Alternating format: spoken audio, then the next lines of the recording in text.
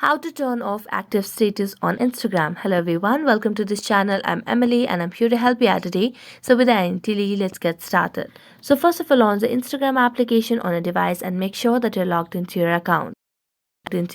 Also make sure that you have stable Wi-Fi connection on a device, so that you have easy way of enjoying the application on your device. After making sure that you have logged into your account, all you need to do is tap on your profile at the bottom right corner of the screen.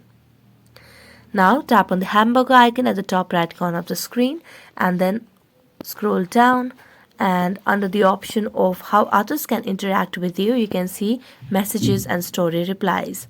So tap on it. Here you can see different options, so tap on show activity status option over here. So right now it's toggle on. So as you toggle on this option, others people will know when you are active and when you're not.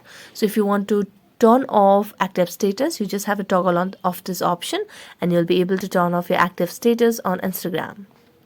So that's it. Thank you so much for watching this video and see you next time.